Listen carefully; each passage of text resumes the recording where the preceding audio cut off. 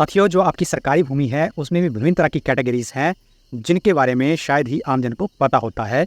तो आज उनके बारे में ही चर्चा करेंगे। तो इस तरह की जानकारी मैं आपके पास लेते आ रहा हूँ और मेरा नाम है नवीन शर्मा और आप देख रहे हैं हिमाचल टीवी। अगर आपने मेरा चैनल हिमाचल टीवी सब्सक्राइब करके नहीं रखा हुआ है तो सब्सक्राइब जरूर करिए। इसके साथ साथ अगर आप मुझे फेसबुक के ऊपर देख रहे हैं तो फॉलो जरूर करिए। बाकी चलिए शुरू करते हैं। देखिए, जो सरकारी ज़मीन है उसमें भी जो है वो दो तरह की जो मुख्यतः जो लैंड आती है, जिसमें एक आ जाती है आपकी फॉरेस्ट लैंड और दूसरी आ जाती है आपकी नॉन फॉरेस्ट लैंड। जो फॉरेस्ट लैंड आ जाती है ये वन विभाग के अधीन होती है और इसमें जो है कुछ किस्में हैं, जैसे जंगल महफूजा, गैर महदूदा वगैरह, और ये सारी चीज़ें जो है इसमें जैसे वन पाए जाते हैं। तो उन सब चीज़ों में जो है वो अगर वन का परिक्षेत्र है तो उसके अधीन आती हैं।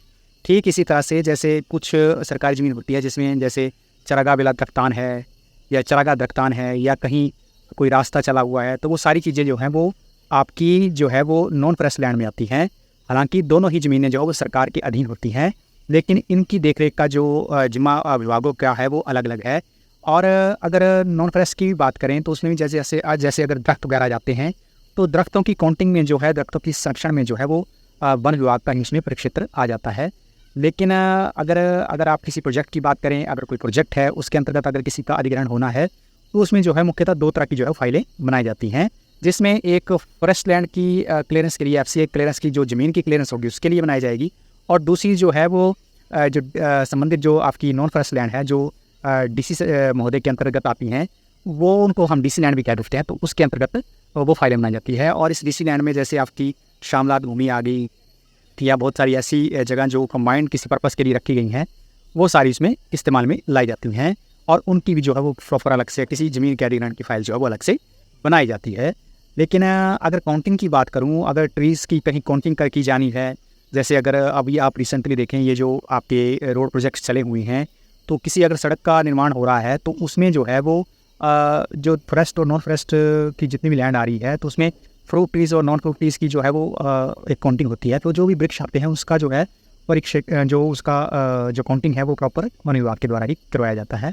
और इन सब चीज़ों में जो है उनकी जो है वो एक वैल्यू निकाली जाती है और उसमें जो है आपका ज़मीन की जो टोटल एस्टिमेटेड बनता है एक वैल्यू का वो, और जो वृक्षों का बनता है और बिल्डिंग का जो बनता है वो टोटल प्रोजेक्ट कॉस्ट जो है वो डिक्लेयर की जाती है। अक्सर बहुत सारे लोगों को इस चीज़ का पता नहीं होता है कि जो सरकारी भूमि है उसमें किस तरह की जो लैंड जो है बीच में पाई जाती है। तो एक प्रश्न था जिसके बारे में पूछा जा रहा था कि कौन कौन सी जो सरकारी भूमि होती है और ये किस टाइप से जो है उसका संरक्षण किया जाता है। तो इन सब का जो संरक्षण है वो जो सरकारी भूमि है वो उसका वो है FCA के तहत किया जाता है। और ठीक इसी तरह से जो अगर नॉन FCA भूमि है, जैसे जो नॉन फॉरेस्ट लैंड है, वो DC महोदय के अंतर्गत आती हैं। तो इन चीज़ों के ऊपर जो था एक विचार मांगा गया था, तो मैंने इसके बारे में आपको जानकारी दी। अक्सर बहुत सारे लोगों को इस चीज़ के बारे में पता नहीं होता है, तो आशा है ये जानकारी आपको बहुत पसंद आई होगी। बाकी इस तरह की जानकारी आपके पास मैं लेते आ रहा हूँ। कुछ सेंसिटिव मुद्दे होते हैं जिनके बारे में जो है मैं यहाँ कैमरे के ऊपर नहीं बोल पाऊँगा, लेकिन बहुत सारे लोग उसके प्रश्न पूछ रहे हैं। कोशिश करूँगा उनको मैं किसी उदाहरण के तहत आपको समझाने की, लेकिन ओपन जो है उनके बारे में मैं बोलना नहीं चाहता हूँ, और क्योंकि कुछ लॉ की बंदिशें होती हैं उन सब चीज़ों में, लेकिन कोशिश रहेगी कि उनको किसी न किसी उदाहरण के माध्यम से आपको समझा दिया जाएगा। बाकी आपका अगर सरकारी भूमि से संबंधित किसी भी तरह सा कोई प्रश्न होगा तो आपने ज़रूर पूछना है। एक चीज़ मैं इसमें और ऐड करूँगा कि जैसे बहुत सारे लोगों के मन में ये प्रश्न होता है कि किसी ने किसी शामलात भूमि के ऊपर कब्जा करके रखा है तो उसके ऊपर कैसे कार्रवाई होती है, ये है वो है। तो उसमें देखो ऐसा है कि जो सरकारी भूमि के ऊपर अगर किसी ने कोई कब्जा करके रखा है तो सबसे पहले तो रेवेन्यू ऑफिशियल को ही उसकी जानकारी देनी चाहिए, और रेवेन्यू ऑफिशियल का भी यही फ़र्ज़ बनता है कि वो उस हिसाब से उनको देखे। अगर उनको लगता है कि इसमें कोई किसी ने कोई कब्जा करके रखा है तो उसकी जो है वो एक मिसल तैयार की जाती है और उसके तहत जो ये देखा जाता है कि कितनी भूमि के ऊपर जो है वो कब्जा किया गया है, और उसके ऊपर जो हो प्रॉपर रेवेन्यू कोर्ट ने जो हो पेनल्टी दी है।